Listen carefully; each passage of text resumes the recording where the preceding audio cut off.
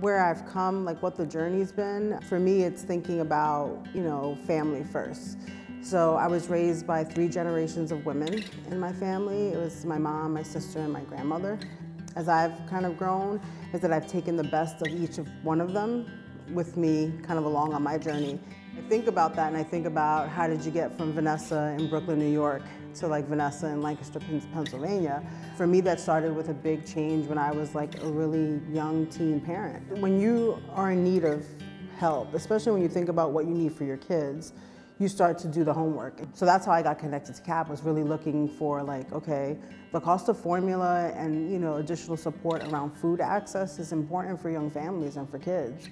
Community Action Partnership of Lancaster County is part of a national network of community action agencies. So there's lots of programming that happens. So CAP's kind of core focus belief is that their purpose in the community is to create prosperity, justice, and equity.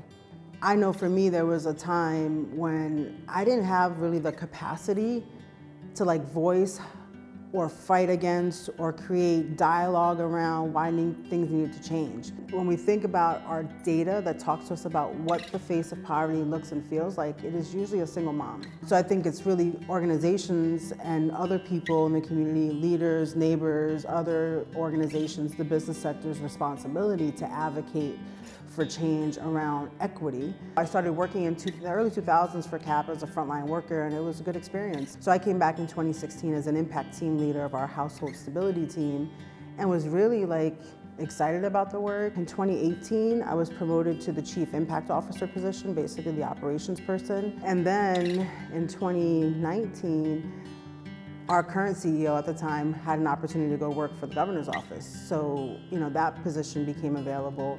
And, I think with the support of our board and our staff, I was able to kind of move into the CEO role. The work that I could do at CAP is what I consider legacy work. I will be able to look back and think about how I help support change and equity and things that matter to people in their everyday lives. And for me, that was like the big win. It was this experience of like, wow, yeah, first woman. As an Afro, Latinx person, that's a big deal for me personally to feel like I gotta represent, I gotta do it right, and I've gotta keep the door open, way open, for the folks who are coming behind me, right? So that door doesn't close. And to approach things in a very authentic way that represents who I am as a woman, as a leader. I bring all of my whole self into the opportunity.